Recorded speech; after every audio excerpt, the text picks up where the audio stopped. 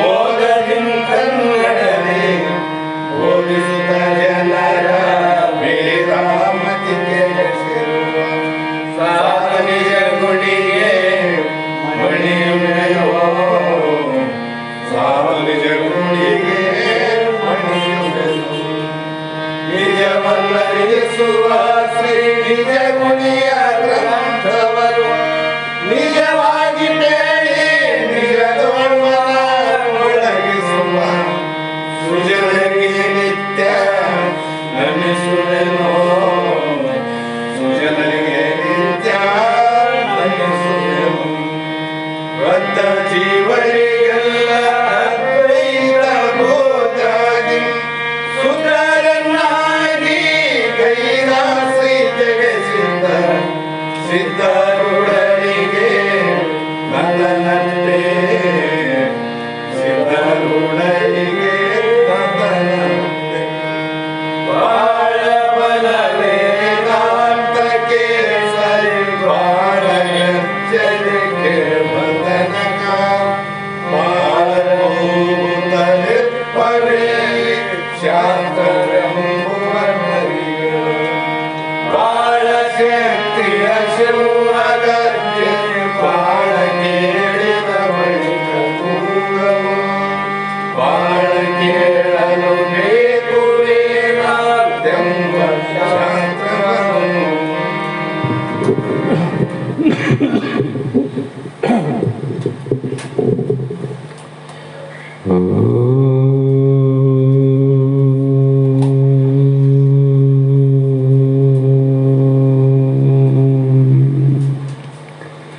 ध्यानमूलं गुरुर्मूर्ति पूजमूलं गुरुपादं मन्त्रमूलं गुरुवाक्यं मुक्तिमूलो गुरुकृपः जगदादि जगद्गुरु अद्वैत सार्वभौम ಭಕ್ತರ ಮುಕ್ತರ ಕಲ್ಪವೃಕ್ಷ ಕಾಮಧೇನು ಸದ್ಗುರು ಸಿದ್ಧಾರೂಢ ಮಹಾಸ್ವಾಮಿಗಳ ಶ್ರೀಪಾದ ಪದ್ಮಗಳಿಗೂ ಆರೂಢ ಜ್ಯೋತಿ ಸದ್ಗುರು ಶಿವಪುತ್ರ ಮಹಾಸ್ವಾಮಿಗಳ ಶ್ರೀಪಾದಗಳಿಗೂ ಶ್ರೋತ್ರಿಯ ಬ್ರಹ್ಮನಿಷ್ಠರಾದ ಸದ್ಗುರು ಬಸವಾನಂದರ ಚರಣ ಕಮಲಗಳಿಗೂ ಅನಂತ ದೀರ್ಘ ದಂಡ ಪ್ರಣಾಮಗಳನ್ನು ಸಮರ್ಪಿಸಿ ಸದ್ಗುರು ಸಿದ್ಧಲಿಂಗಪ್ಪ ತಾತ ಕಪ್ಪಗಲ್ ಇವರನ್ನು ಮನದೂಡು ಸ್ಮರಿಸಿ ತಮ್ಮೆಲ್ಲರಿಗೂ ವಂದಿಸಿ ಈ ದಿನ ಶ್ರೀಮದ್ ಭಗವದ್ಗೀತಾ ಎನ್ನುವ ಗ್ರಂಥದ 9ನೇ ಅಧ್ಯಾಯದ 22ನೆಯ ಶ್ಲೋಕ ಇಂದಿನ ಆಧಾರದ ವಿಷಯವಾಗಿದ್ದು, ನಿನ್ನೆ ದಿನ ಯಾವ ಸಕಾಮಿ ಕರ್ಮಿಗಳು ಇವರಿಗೆ ವಿಷಯ ಲಂಪಟ ಭೋಗರಾಗಿ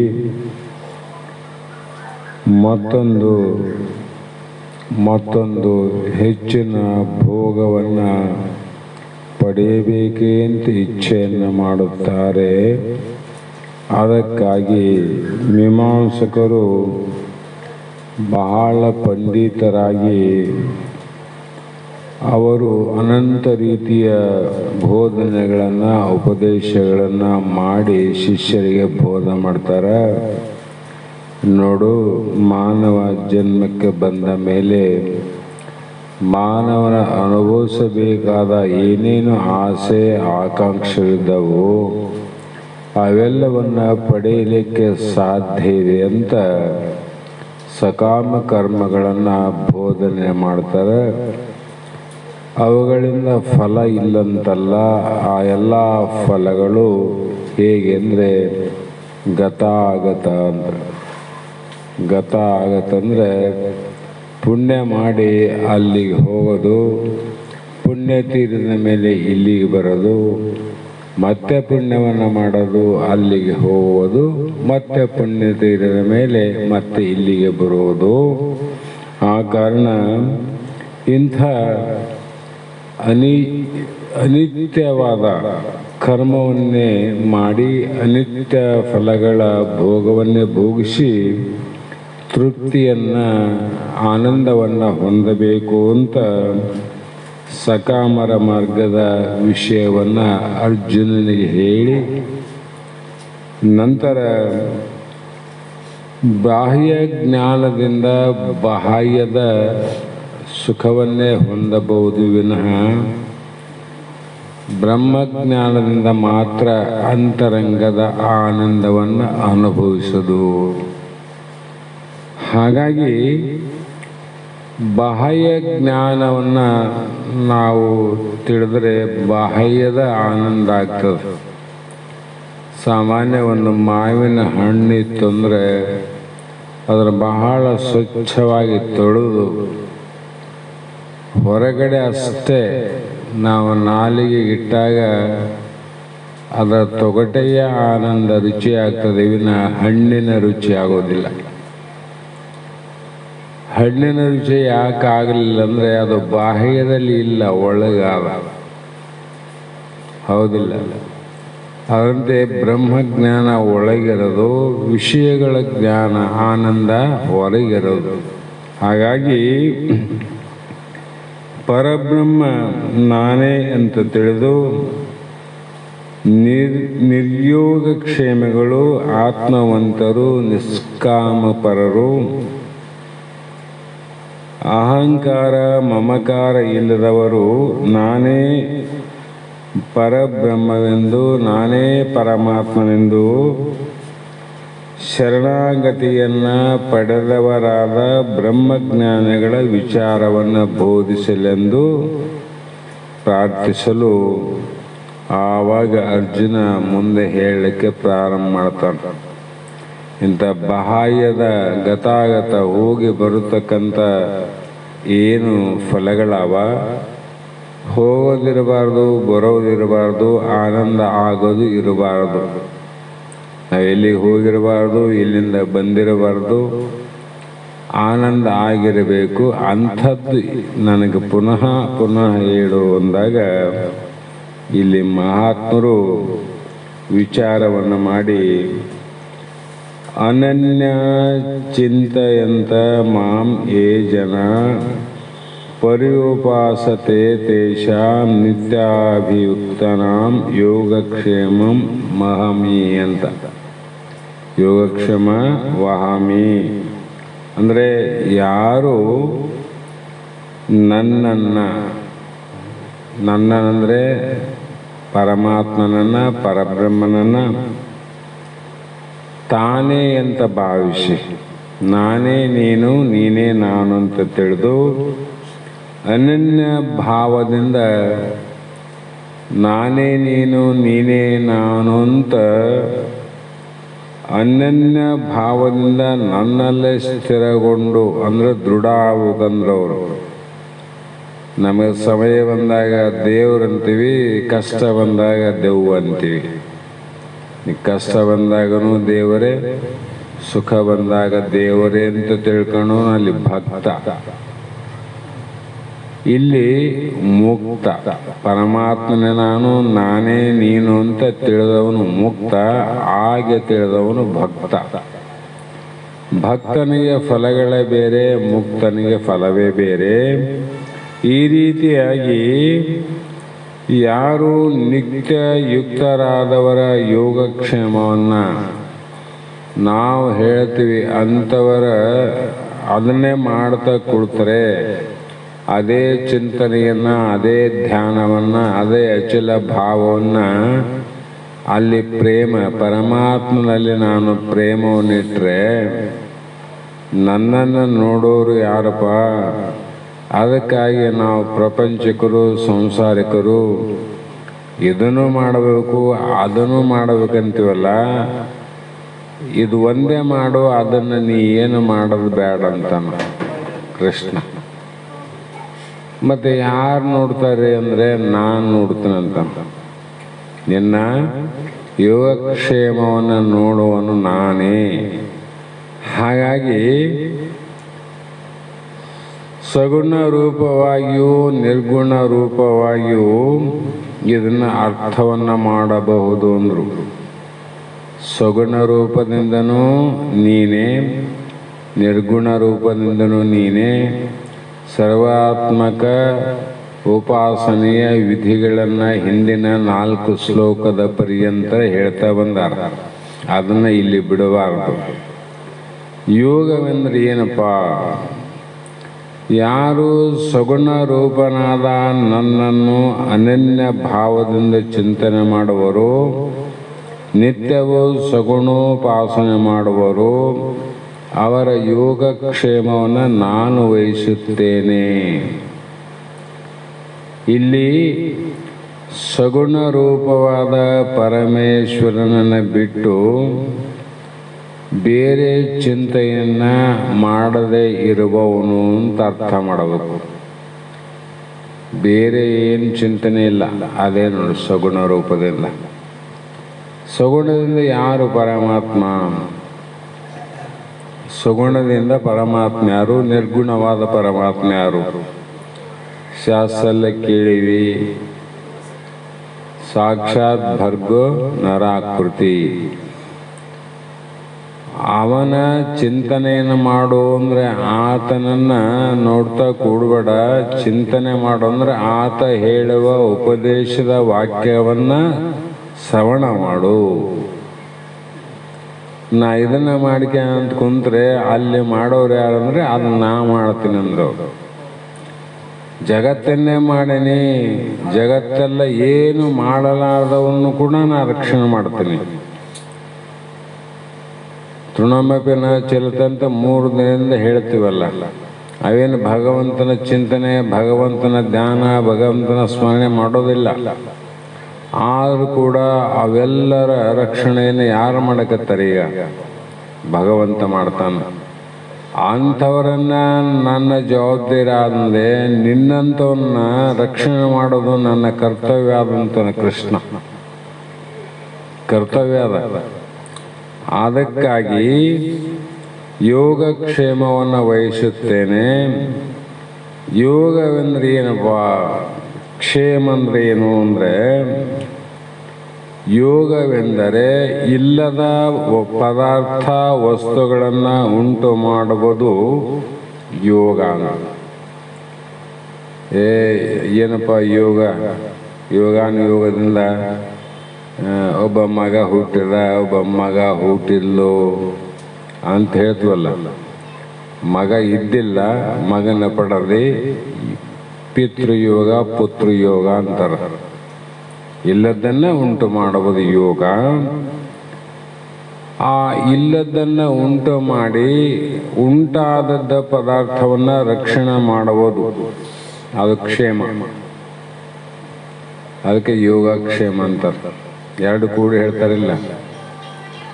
ಮನೆಯಲ್ಲಿ ಎಲ್ಲರ ಯೋಗಕ್ಷೇಮ ಹೆಂಗಂದ್ರೆ ಎಲ್ಲರ ಆರಾಮಾಗಿ ಅಂತ ಹೇಳ್ತೀವಲ್ಲ, ಅದೇ ರೀತಿ ನಾವು ಶ್ರದ್ಧೆಯಿಂದ ಸಗುಣ ಪರಮೇಶ್ವರನ ಅನನ್ಯ ಚಿಂತನೆ ರೂಪ ಉಪಾಸನೆ ಮಾಡುವವರಿಗೆ ಅವರ ದೇಹ ಪೋಷಣೆಯಿಂದ ನನಗ್ಯಾರು, ದುಡಿಯೋರ್ಯಾರು, ನೀಡೋರ್ಯಾರು, ಮಾಡೋರ್ಯಾರು, ನಾನು ಅಂತಿದ್ದೀನಿ, ವಯಸ್ಸಾಗ್ಯದ, ರೋಗ ರುಜಿ ಬಂದಾವ, ನನ್ನ ರಕ್ಷಣೆ ಮಾಡೋರು ಯಾರಂತ ಇವೆಲ್ಲ ಸಮಸ್ಯೆಗಳಾವಲ್ಲ. ಅದಕ್ಕಾಗಿ ನಿನ್ನ ದೇಹ ಪೋಷಣೆಯಿಂದ ಹಿಡಿದು, ನಿನಗೆ ದೇಹ ಪೋಷಣೆಗೆ ಏನು ಬೇಕಾಗಿದೆ? ಅನ್ನ ನೀರು ಬೇಕಾಗ್ಯದಲ್ಲ. ನನಗೆ ಯಾರಿಲ್ಲಪ್ಪ ಅನ್ನ ನೀರು ಹಾಕೋರು ಯಾರು ಅಂತ ನೀ ಚಿಂತೆ ಮಾಡಬೇಡ, ನಾನು ಹಾಕ್ತೇನಂದ. ನಾನು ಅವಶ್ಯಕವಾದ ಸರ್ವ ವಸ್ತುಗಳನ್ನು ಪರಮೇಶ್ವರನೇ ಒದಗಿಸುತ್ತಾನೆ. ನೀ ಚಿಂತೆ ಮಾಡು, ನನ್ನ ಚಿಂತೆ ನೀ ಮಾಡು, ನಿನ್ನ ಚಿಂತೆ ನಾ ಮಾಡ್ತಂತ್ರ ಪರಮಾತ್ಮ. ನಾವು ಆತನ ಚಿಂತೆ ಮಾಡಲಾದ ಪರಮಾತ್ಮ ನಮ್ಮ ಚಿಂತೆ ಮಾಡ್ಬೇಕಂತೀವಲ್ಲ. ಪರಮಾತ್ಮ ದೊಡ್ಡವನು, ನಾವು ದೊಡ್ಡವನು.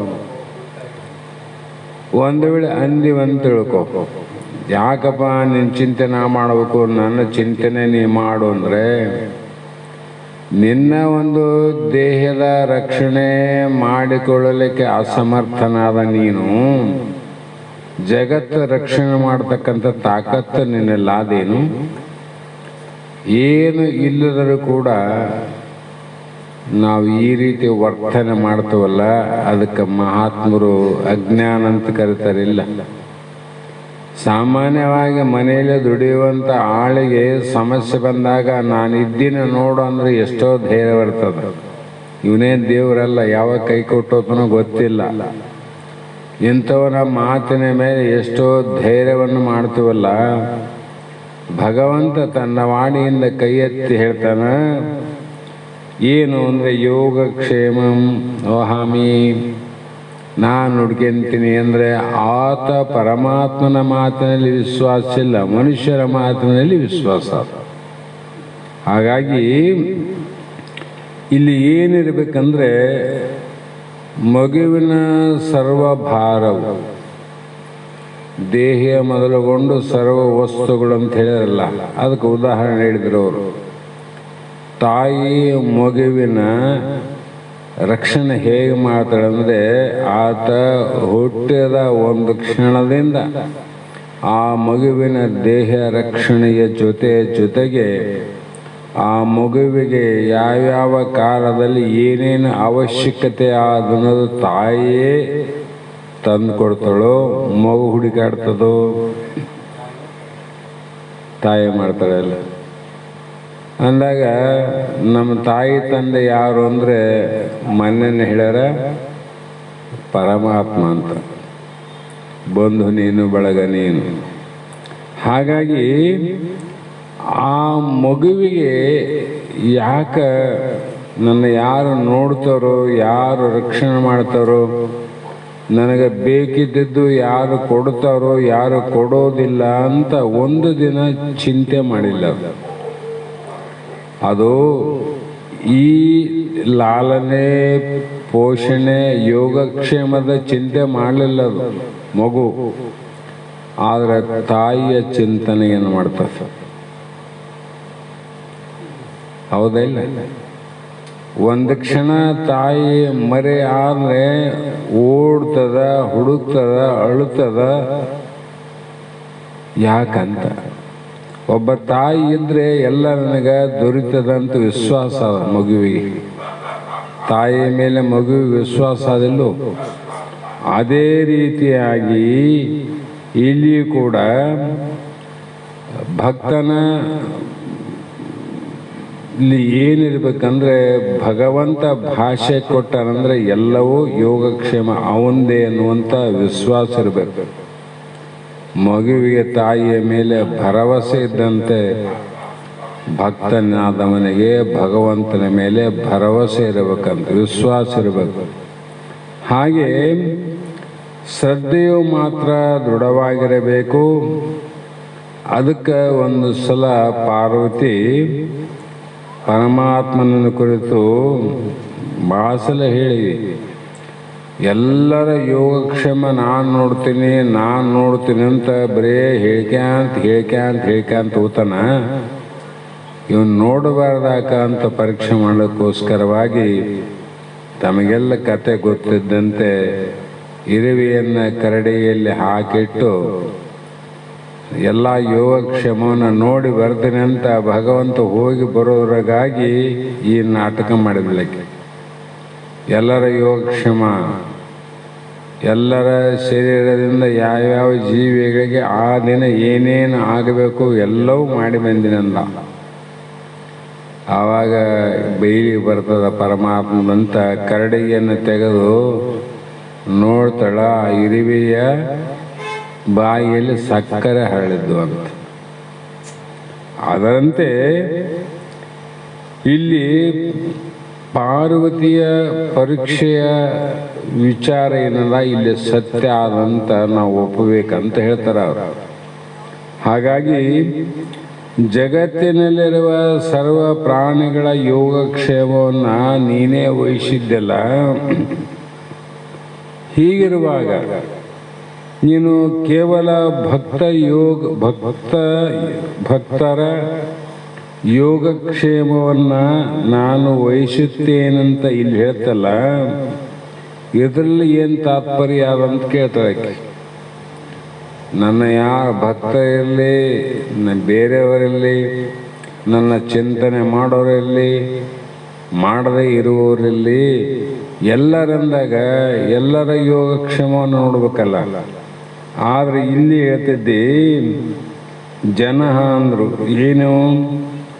ಅನ್ಯನ್ಯ ಜನ ನನ್ನ ಮೇಲೆ ಅನುರಾಗ, ಬಹಳ ಭಕ್ತಿ ಪ್ರೇಮವನ್ನು ಇಟ್ಟವ್ರಿ ಅಂತ ಹೇಳ್ತಿದ್ದಲ್ಲ, ಇದರ ಅರ್ಥ ಏನು ಅಂತ ಪ್ರಶ್ನೆ ಮಾಡಿದ್ರೆ ಎಲ್ಲರೂ ನೋಡ್ಬೇಕಲ್ಲ.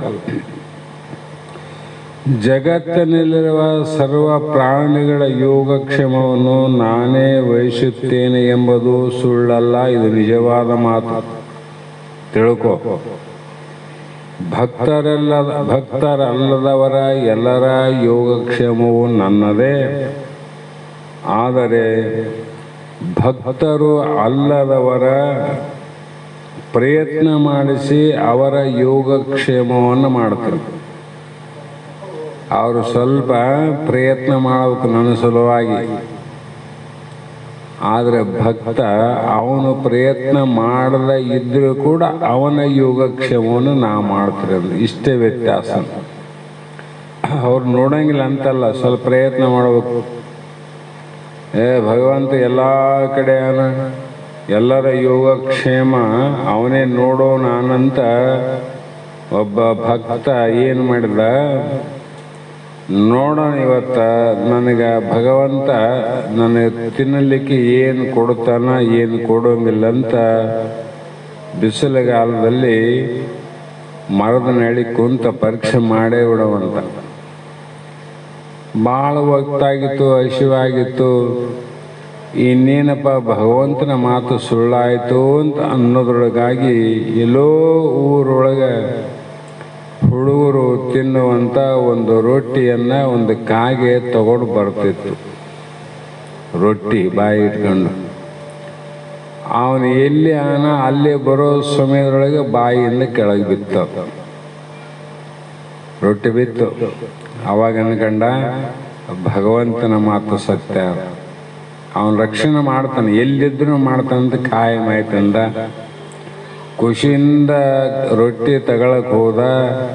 ಬ್ಯಾಸಿಗೆ ದಿನ ಹೊಲದಾಗ ದೊಡ್ಡ ದೊಡ್ಡ ಎರೆಬೀಡೆ ಬಿದ್ದಿದ್ದು, ಆ ಎರೆಬೀಡೆ ಒಳಗೆ ಬಿದ್ದಿತ್ತು ರೊಟ್ಟಿ. ಆವಾಗ ಏನು ಮಾಡಿದ ಅವನು?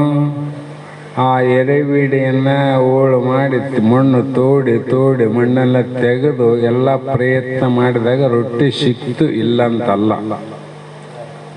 ಆದರೆ ಪ್ರಯತ್ನ ಮಾಡಿದಾಗ ಸಿಕ್ತು, ಸುಮ್ಮನೆ ಸಿಕ್ತು. ಅದಂತೆ ಭಕ್ತರಲ್ಲದ ಜೀವಿಗಳನ್ನು ಕೂಡ ನಾ ರಕ್ಷಣೆ ಮಾಡ್ತೇನೆ. ಯಾವ ಪ್ರಯತ್ನ ಮಾಡಬೇಕಾಗಿದೆ?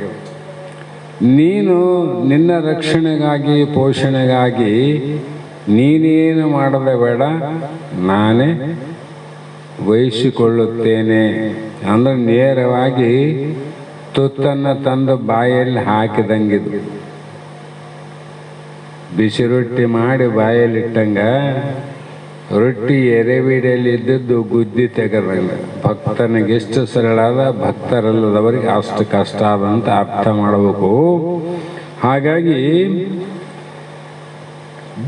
ಚಿಂತಿಸುವ ಭಕ್ತರಿಗೆ ಅವರ ಯೋಗಕ್ಷೇಮದ ಕಡೆಗೆ ಲಕ್ಷ್ಯ ಇಲ್ಲದಿದ್ದರೂ ನಾನೇ ವಹಿಸಿಕೊಳ್ಳುತ್ತೇನೆ. ಅವರಿಗೆ ಲಕ್ಷ್ಯ ಇಲ್ಲ ಆದರೂ ಕೂಡ ನಾನೇ ವಹಿಸಿಕೊಳ್ಳುತ್ತೇನೆ. ಕಾರಣ ಅವರು ಒಂದು ಸಾರಿ ಹೃದಯಪೂರ್ವಕವಾಗಿ ಅತ್ತನೆಂದು ಹೇಳಿಕೊಂಡರೆ ಆಯಿತು, ಅವನು ನನ್ನವನೇ ಆಗುತ್ತಾನೆ. ಒಂದು ಸಲ ಹೃದಯಪೂರ್ವಕವಾಗಿ ಕ್ಷಣವಾದಡಿಯೂ ಆಗಲಿ, ಕ್ಷಣದ ಅರ್ಧದೊಡೆಯಾಗಲಿ ನಿಜದ ನೆನಹು ಮಾತ್ರ. ಹಾಗೆ ಅಂಥವರ ಅವನು ನನ್ನವನಾಗುತ್ತಾನೆ. ಒಂದು ಕ್ಷಣ ಅವನೇ ನಾನು ನಾನೇ ಅವನು ಆಗಿವಲ್ಲ ಅಂದಾಗ ಅವನು ನನ್ನವನೇ ನಾನು ಅವನೇ. ಈ ಕಾರಣದಿಂದ ನನ್ನ ಯೋಗಕ್ಷೇಮ ಹೇಗೆ ಅವನ ಯೋಗಕ್ಷೇಮನು ಹಾಗೆ ಎಂದು ನೋಡ್ರಿ ಭಗವಂತ. ನಂದೇನು ಯೋಗಕ್ಷೇಮ ಅದ ಅವಂದು ಅದೇ ಪ್ರಕಾರ. ಅವನಿಗೆ ನನಗೆ ಯಾವುದೇ ವ್ಯತ್ಯಾಸ ಇಲ್ಲ. ಅದಕ್ಕೆ ನನಗೆ ಇದ್ದಂಥದ್ದೇನದ ಅವನಿಗೆ ಆದ, ನನಗೆ ಇಲ್ಲದ್ದು ಏನದ ಅವನಿಗಿಲ್ಲ ಅಂತ. ಪರಮಾತ್ಮನಿಗೆ ಏನಿಲ್ಲ, ಎಲ್ಲವೂ ಆದ. ಹೌದಿಲ್ಲ? ಅದಕ್ಕೆ ಅಂಥ ಭಕ್ತನಿಗೆ ಎಲ್ಲವೂ ಆದ, ಇಂಥದ್ದಿಲ್ಲ ನನಗಿಲ್ಲ. ಆದರೆ ಎರಡು ಮಾತ್ರ ಇಲ್ಲ. ಅವೆರಡು ಯಾಕಿಲ್ಲ ಅಂದರೆ ಪರಮಾತ್ಮನಲ್ಲಿ ಇಲ್ಲ, ಅದಕ್ಕೂ ನಿನಗಿಲ್ಲ. ಯಾವುವು? ಪರಮಾತ್ಮನಿಗೆ ಜನನಿಲ್ಲ ಮರಣಿಲ್ಲ, ಅದಕ್ಕೆ ನಿನಗೂ ಜನನಿಲ್ಲ ಮರಣಿಲ್ಲ.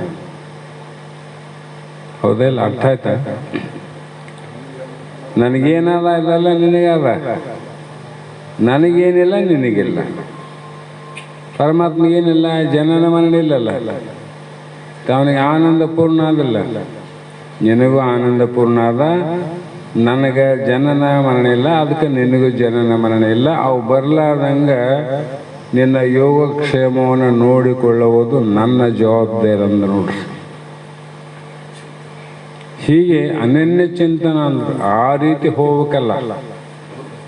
ಹೀಗೆ ನಾನು ಎಂಬ ವೃತ್ತಿಗೆ ಆಗಲಿ, ಇದು ಎಂಬ ವೃತ್ತಿಗೆ ಆಗಲಿ, ನನಗಿಂತ ನಿನಗಿಂತ ಭಿನ್ನವಾದ ವಿಷಯವೇ ಇಲ್ಲದವರು ಅನನ್ಯ ಎನಿಸಿಕೊಳ್ಳುತ್ತಾರೆ. ಅಭೇದ ದರ್ಶನಂ ಜ್ಞಾನಂ. ನನಗೂ ನಿನಗೂ ಯಾವುದೇ ರೀತಿ ಕಿಂಚಿತ್ತು ವ್ಯತ್ಯಾಸ ಇಲ್ಲ ಅಂದ್ರವರು.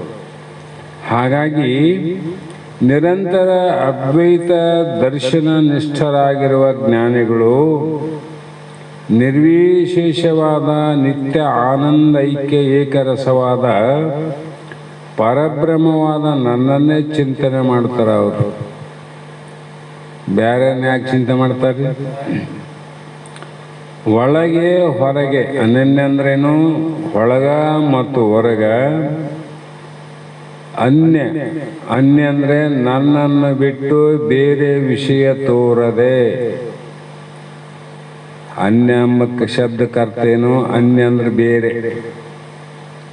ನನ್ನನ್ನು ಬಿಟ್ಟು ಅನ್ಯ ವಿಷಯವು ತೋರದ ಏಕವೃತ್ತಿಯಿಂದ, ನಮ್ಮ ವೃತ್ತಿಯಲ್ಲಿ ಏಕೋಭಾವ ಒಡಗೂಡಿ ನಾನು ಈ ಸಮಸ್ತವು ಬ್ರಹ್ಮವೇ ಎಂದು ಭಾವಿಸುತ್ತಾರೆ. ಇದೇ ನಿರ್ಗುಣ ಉಪಾಸನೆ. ಇದು ನಿರ್ಗುಣ ಉಪಾಸಕರು. ಹೀಗಾಗಿ ನಿತ್ಯ ಅಭಿಯುಕ್ತಾನಂ ಇನ್ನೊಂದು ಶಬ್ದ ಬೆಳೆಸ್ಯಾರ. ಅಂದರೆ ನಿತ್ಯವೆಂದರೆ ಅವಿಚ್ಛಿನ್ನವಾದ, ಅಭಿಯೋಗವೆಂದರೆ ಬುದ್ಧಿವೃತ್ತಿಗೆ ಅಭಿಮುಖವಾಗಿರುವ ಸಾಕ್ಷಾತ್ ರೂಪನಾದ ಆತ್ಮವಸ್ತು ಸಂಯೋಗವೆಂದರ್ಥ. ಇಲ್ಲಿ ಮಠಾಕಾಶ ಘಟಾಕಾಶ ಕೂಡಿದ್ದೇ ಸಂಯೋಗ ಅಂತ.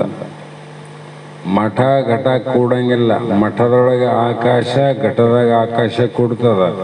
ಅದು ಸಂಯೋಗ ಅಂದರೆ ಇಲ್ಲಿ ಕೂಡಬೇಕು. ನಾವು ಕೂಡಲಿಲ್ಲ ಅಂದರೆ ವಿಯೋಗ ಆಗ್ತದೆ. ತಂದೆಗೆ ಮಕ್ಕಳು ಯೋಗ ಆಗಿರಲ್ಲ, ಕುಡಿವಿಲ್ಲ ನಾವು. ಆದರೂ ಕೂಡ ಆನಂದ ಆಗಲಿಲ್ಲ, ಕೊನೆಗೆ ದುಃಖ ಆಗ್ತದೆ. ಯಾಕಂದರೆ ಆ ಮಗ ಕೂಡ ತಂದೆಯಿಂದ ವಿಯೋಗ ಹೋಗ್ಬೋದು. ಮಗನಕ್ಕಿಂತ ಮುಂಚೆ ತಂದೆ ಆಗಲಬಹುದು.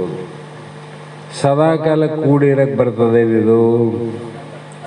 ಯಾರನ್ನ ತಗೊಳ್ಳಿ, ಅಣ್ಣ ತಮ್ಮ ತಂದೆ ತಾಯಿ ಬಂಧು ಬಳಗ.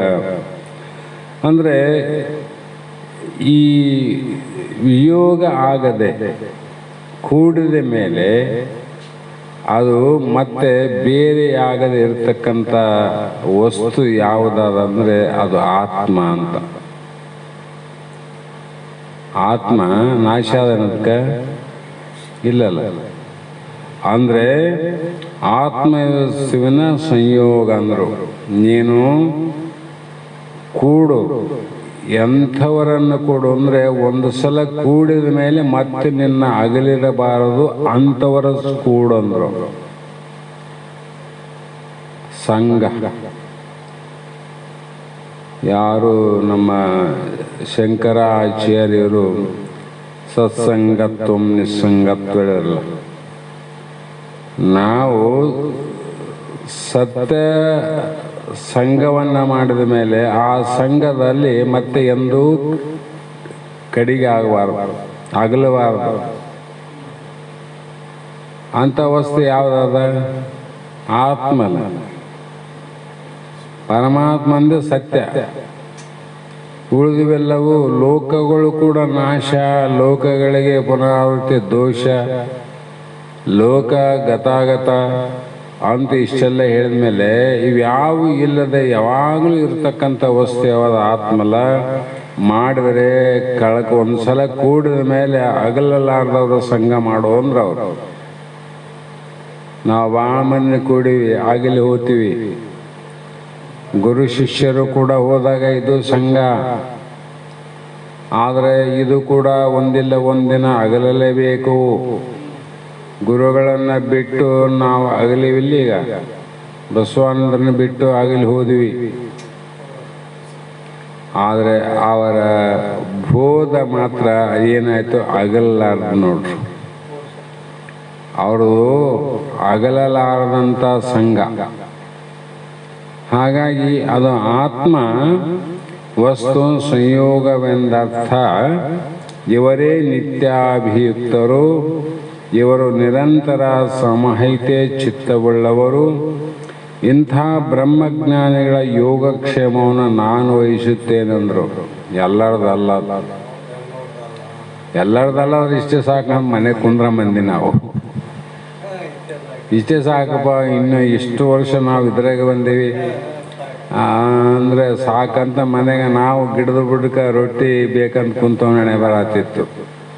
ಅಂಥ ಬ್ರಹ್ಮಜ್ಞಾನಿಗಳ ಯೋಗಕ್ಷೇಮ ಯಾರು ನೋಡ್ತಾರೋ? ನೀನೆಷ್ಟು ನೋಡಿ. ಪರಮಾತ್ಮ ನೋಡ್ತಾನ, ಪಾರ್ವತಿ ನೋಡ್ತಾಳೆ, ಅವರೇ ತಂದೆ ತಾಯಿಗಳು. ಹಾಗಾಗಿ ಇಲ್ಲಿ ಯೋಗ ಎಂದರೆ ಮೊದಲಿಲ್ಲದ ಬ್ರಹ್ಮಜ್ಞಾನವನ್ನು, ಅಂದರೆ ಬ್ರಹ್ಮ ನಿಷ್ಠೆಯನ್ನು ಉಂಟು ಮಾಡುವುದು ಕ್ಷೇಮ. ಮೊದಲು ನಮಗಿದ್ದಿಲ್ಲಲ್ಲ ಬ್ರಹ್ಮಜ್ಞಾನ. ಈಗ ಬ್ರಹ್ಮಜ್ಞಾನ ಶ್ರವಣಾದಿಗಳಿಂದ ಮನನಾದಿಗಳಿಂದ ಆಗ್ಯದ. ಅದು ನಿಧಿಧ್ಯಾಸನದಿಂದ ಅದನ್ನು ರಕ್ಷಣೆ ಮಾಡೋದು, ಅದು ಕ್ಷೇಮ. ಅಂತಿಟ್ಕೊಳ್ಳುವಿನ ಬರೀ ಸಂಸಾರದಾಗ ನನಗೆ ಆದಂಥ ದುಃಖಗಳನ್ನ ಪರಿಹಾರ ಮಾಡಕತ್ತಾನ ಪರಮಾತ್ಮ ಅಂತ ತಿಳ್ಕೊಬೇಡ. ಇವನು ಮಾಡಂಗಿದ್ರೆ ಎಲ್ಲ ಅಲ್ಲಿ ಓದ್ತಿದ್ದಿಲ್ಲ, ಇಲ್ಲಿಗೆ ಬರ್ತದ್ರು. ದೇವರಲ್ಲಿ, ಜನರಲ್ಲಿ, ಜ್ಯೋತಿಷಿಗಳಲ್ಲಿ ಯಾಕೆ ಹೋಗ್ತದ್ದು ಜಗತ್ತು? ಹಾಗಾಗಿ ನಾಶವಾಗದಂತೆ, ಒಂದು ಸಲ ಸಂಯೋಗ ಆಗಿರಲ್ಲ, ಇನ್ನೊಂದು ಸಲ ವಿಯೋಗವಾಗದಂತೆ ಕಾಪಾಡುವುದು. ಅಂದರೆ ಬ್ರಹ್ಮಜ್ಞಾನಿಗಳು, ಬ್ರಹ್ಮಜ್ಞಾನವನ್ನು ಕೊಡುವವನು ಅವನೇ, ಕೊಟ್ಟ ಜ್ಞಾನವನ್ನು ಕೆಡದಂತೆ ರಕ್ಷಣೆಯನ್ನು ಮಾಡುವವನು ಅವನೇ ಅಂತ ಅರ್ಥ ಮಾಡುವುದು. ಅವನೇ. ಹಾಗಾಗಿ ಅದನ್ನು ಪಡೆಯೋದು ನಮ್ಮ ಕೆಲಸ. ಅದು ಪಡೆದ ಮೇಲೆ ಅದು ರಕ್ಷಣೆ ಮಾಡೋದು ನಿಂದು ಬೇಕಾಗಿಲ್ಲ, ಅವನೇ ರಕ್ಷಣೆ ಮಾಡ್ತಾನೆ. ಹಾಗಾಗಿ ಅನಂತ ರೀತಿ ಕೃತ ಯಜ್ಞ ಮಂತ್ರ ದೇವತಾದಿಗಳೆಲ್ಲ ನಾನೇ ಎಂದು ನಿನ್ನ ಸ್ವರೂಪವನ್ನು ಸಾಕ್ಷಾತ್ಕಾರವಾಗಿ ತಿಳಿಸಿ, ಆಗ ಸಕಾಮರು ಇಂದ್ರಾದಿ ದೇವತಾ ರೂಪವಾದ ನಿನ್ನನ್ನೇ ಯಜ್ಞಾದಿಗಳ ದ್ವಾರ ಉಪಾಸನೆ ಮಾಡುತ್ತಾರೆ. ಇಂಥವರು ಮುಖ್ಯ ಫಲದಿಂದ ಜಾರಿ ಅಮುಖ್ಯ ಫಲಗಳನ್ನು ಭೋಗಿಸಿ ಜನ್ಮ ಮೊದಲಾದ ಅನರ್ಥಗಳನ್ನು ಪಡೆದುಕೊಳ್ಳುತ್ತಾರೆ. ಇದು ಸಮಂಜಸವೇ? ಇದು ಸರಿಯೇನಪ್ಪ ಇದು? ಹಾಗಾಗಿ ಇಲ್ಲಿ ಸರ್ವಂ ಕಲ್ವಿದಂ ಬ್ರಹ್ಮ ಇಂದ್ರಂ ಮಿತ್ರಂ ಏಕಂ ಸದ್ವಿಪ್ರ ಬಹುಧಾ ವದಂತಿ. ಅನೇಕ ಶ್ರುತಿಗಳು ಹೇಳ್ತಾವ ವಾಸುದೇವ ಸರ್ವಮಿತಿ ಇತ್ಯಾದಿ ಸ್ಮೃತಿಗಳು ಎಲ್ಲವೂ ಏನು ಹೇಳ್ತಾವ, ಬ್ರಹ್ಮವೇ ಎಂದು ಘೋಷಿಸುತ್ತವೆ. ಬ್ರಹ್ಮ ಅಂತಲೇ ಹೇಳ್ತಾವ. ಊರಲ್ಲಿ ಅಪರಿಚಿತರು ಪರಿಚಿತವಾದ ವ್ಯಕ್ತಿಯನ್ನ ಕೇಳ್ರಿ, ಈತನ ಹೆಸರೇನಂದ್ರೆ ಊರು ಮಂದಿ ಒಂದೇ ಹೇಳ್ತಾರೋ, ಒಬ್ಬೊಬ್ಬರು ಒಂದೊಂದು ಪ್ರಕಾರ ಹೇಳ್ತಾರ. ಊರು ಮಂದಿನ ಕೇಳೋ ಒಂದೇ ಹೆಸರು ಹೇಳ್ತಾರೆ. ಅದಂತೆ ಬ್ರಹ್ಮಜ್ಞಾನಿಗಳು ಒಬ್ಬನೇ ಬ್ರಹ್ಮ ಆತ್ಮ ಜಗತ್ತಿಗೆ ಅಂತ ಹೇಳ್ತಾರೆ, ವಿನ ಬ್ಯಾರೆ ಬ್ಯಾರೆ ಅಂತ ಹೇಳಂಗಿಲ್ಲ. ಹಾಗಾಗಿ ಇಲ್ಲಿ ಸರ್ವ ದೇವಾತ್ಮಕನೆಂಬುದರಲ್ಲಿ ಸಂದೇಹವಿಲ್ಲ. ಶ್ರುತಿ ಸ್ಮೃತಿ ವಾಕ್ಯಗಳಲ್ಲಿ ವಿಶ್ವಾಸವಿಲ್ಲದೆ ಅವಿದ್ಯೆ ಅಸ್ಮಿತೆ ರಾಗ ದ್ವೇಷ ಅಭಿನಿವೇಶ ಕ್ಲೇಶ ಇವುಗಳಿಂದ ದೇವತೆಗಳಲ್ಲಿಯೂ ಮಂತ್ರಾಲಯಗಳಲ್ಲಿಯೂ ಬೇರೆ ಬುದ್ಧಿಯನ್ನಿಟ್ಟು ಉಪಾಸನೆ ಮಾಡುವುದರಿಂದ ಅವರು ನನ್ನ ಭಕ್ತರಲ್ಲ ಅಂದ. ಅವರು ಭಕ್ತರು. ಅವರು ಭಕ್ತರಂದಮೇಲೆ ಅವರು ಏನು ಕೊಡೋ ಸಾಮರ್ಥ್ಯ ಅದ ಕೊಡಬಲ್ಲವರು, ಆದರೆ ಮೋಕ್ಷ ಕೊಡೋ ಸಾಮರ್ಥ್ಯ ಅವ್ರು ಎಲ್ಲಿಲ್ಲಲ್ಲ. ಅದಕ್ಕೆ ಯಾರು ಅನನ್ಯ ಭಕ್ತ, ನನ್ನ ಭಕ್ತರೇ ಆದ ನಾನೇನು ಕೊಡಬೇಕಾದ ಅವ್ರಿಗೆ ಕೊಡ್ತೀನಿ. ಮದುವೆ ಮುಂಜೆ ಸಂಭ್ರಮದಲ್ಲಿ ಯಾರನ್ನ ಭಿಕ್ಷುಕರು ಹೋದರೆ ಕಟ್ಟಿ ರೊಟ್ಟಿ ಆಳಿಸದ ಅನ್ನ ನೀಡ್ತಾರೆ ಭಿಕ್ಷುಕರಿಗೆ. ಅವತ್ತೇನು ಮೃಷ್ಟಾನ್ನ ಮಾಡಿದ್ರೆ ಅದನ್ನೇ ಸ್ವಲ್ಪ ಆದ್ರೂ ಕೊಟ್ಟು ಕಳಿಸಲ್ಲ, ಹೋಗ್ರಿ ಇಲ್ಲಿ ನಿಲ್ಬಾರ್ದ್ರೆ ದೂರ ಹೋಗ್ತೀನ್ರಿ ಅಂತ. ಹಾಗೆ ಇದು ದೇವತೆಗಳು ಕೊಡೋದೇನದ ಗತಾಗತ ಫಲ, ನಶ್ವರವಾದ ಫಲ, ಆದರೆ ಶಾಶ್ವತವಾದ ಫಲ ಕೊಡ್ತಾರೆ. ಯಾಕಂದ್ರೆ ಮಾಡಿದ್ದೇ ಆದ. ಅಲ್ಲಿ ಕಟ್ಟಿ ರೊಟ್ಟಿ ಅಥವಾ ಖಾರ ಪುಡಿ ಸಿಗ್ತದೆ ಇದು ಮದುವೆ ಮಂಟಪದಾಗ. ಅಲ್ಲಿ ಏನದ ಅದನ್ನ ಕೊಡಬೇಕಲ್ಲ. ನೀನು ಅದು ಕೊಡೋದು ಬೇಡ, ಹುಡುಕಾಡಿ ಏನನ್ನ ನೀಡಬೇಕಂದ್ರೂ ಕೂಡ ಬ್ಯಾರೆ ಸಿಗದೇ ಇಲ್ಲ. ಮತ್ತೆ ಪರಮಾತ್ಮಲ್ಲಿ ಬೇರೆ ಫಲ ಕೊಡಬೇಕು ಅಂತ ತನ್ನಲ್ಲಿ ಭಕ್ತ ಬಂದಂಥವನಿಗೆ ತನ್ನಲ್ಲಿ ಇರುವಂಥದ್ದನ್ನು ಬಿಟ್ಟು ಬೇರೆ ಏನನ್ನ ಕೊಡೋರಂದ್ರೆ ಅವನಿಗೆ ಸಿಗೋದಲ್ಲ. ಅವನಲ್ಲೇ ಪರಮಾನಂದ ಅಂದೆ ಬಿಟ್ಟು ಬೇರೆ ವಿಷಯಾನಂದಗಳ ಅವನು ಕೊಡಕ ಇಲ್ಲಲ್ಲ. ಅದರಂತೆ ಇಲ್ಲಿ ವಿಚಾರ ಮಾಡಬೇಕು. ಅವ್ರಿಗೇನು ಆಯಿತು ಅಂದರೆ ಅಲ್ಲಿ ವಿಶ್ವಾಸವನ್ನು ಏನು ಮಾಡ್ಯಾರ, ದೇವತೆಗಳು ಸತ್ಯ ಅಂತ ಅದಲ್ಲ, ಅದಕ್ಕಾಗಿ ಅಲ್ಲಿ ಉಪಾಸನೆ ಮಾಡ್ತಾರೆ. ಅದೇ ಸತ್ಯತ್ವ ಬುದ್ಧಿಯನ್ನು ನನ್ನಲ್ಲಿಟ್ಟರೆ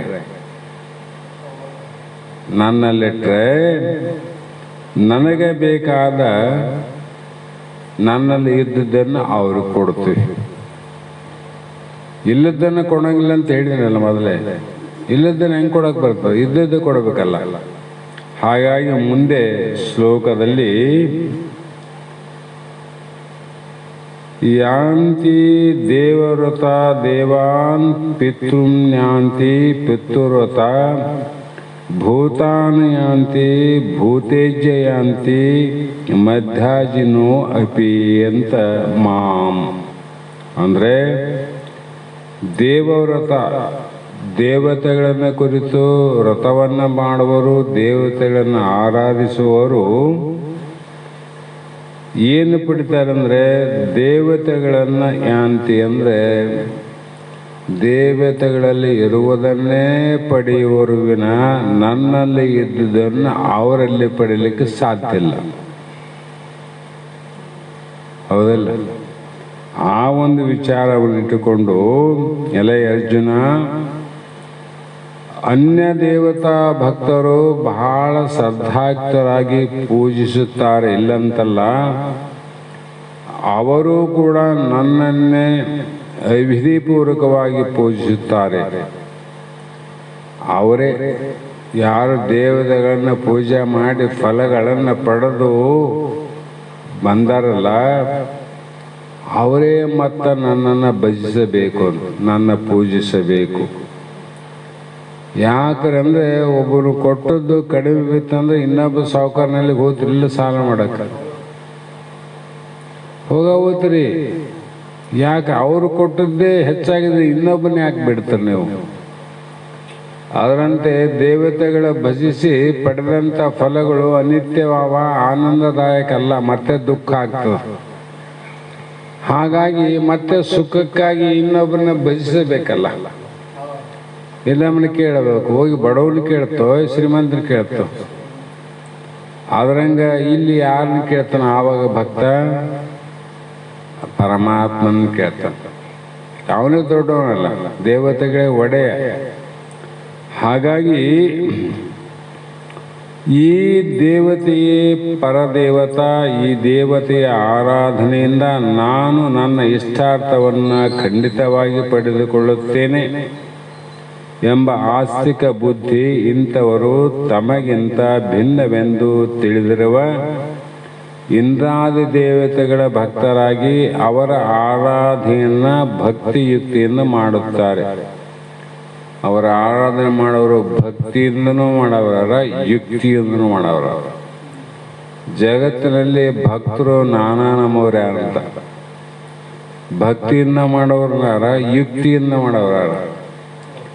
ಭಕ್ತಿಯಿಂದ ಮಾಡಿದಂಥ ಎಷ್ಟೋ ಪುರಾಣಗಳಲ್ಲಿ ಕೋಳೂರ ಕೊಡಗೂಸು ಅನ್ನುವಂಥ ಬಾಲಕಿ ತಂದೆ ತಾಯಿಗಳ ಆರಾಧನೆಯಿಂದ ಕುಡಿಲಾರ್ದ ಹಾಲಿನ ವ್ರತ ಒಂದೇ ದಿನ ಆ ಶಿಶುವಿನ ಮಾತನ್ನು ಕೇಳಿದಾಗ ಹಾಲು ಕೊಡುವುದು ಅಂತ ಬರೀತಾರೆ. ಅದು ಭಕ್ತಿಯಿಂದ, ಅದು ಯುಕ್ತಿಯಿಂದ.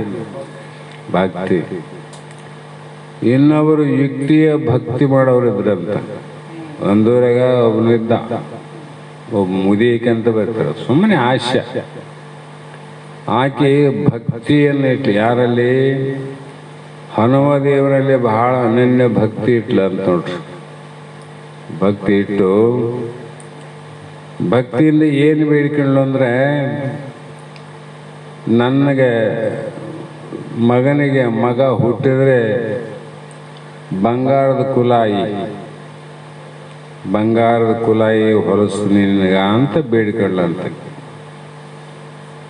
ಆ ಪ್ರಕಾರ ಸ್ವಲ್ಪ ದಿನ ಆದ ನಂತರ ಆ ಮನೆಯಲ್ಲಿ ಶಿಶುವಿನ ಜನನ ಆಯಿತು. ಬಹಳ ಖುಷಿ ಆಯಿತು. ಆವಾಗ ಯುಕ್ತಿಯ ಭಕ್ತಿ ಮಾಡಿದವ್ರಿಗೆ ಬುಗುಲಾಯಿತು, ಭಯ ಆಯಿತು. ನಾನು ಹಿಂಗೆ ಅನ್ಕೊಂಡಿದ್ದೆ ದೇವರಿಗೆ ಬಂಗಾರಿ ಕುಲಾಯಿ ಹೊಲಿಸ್ತೀನಿ.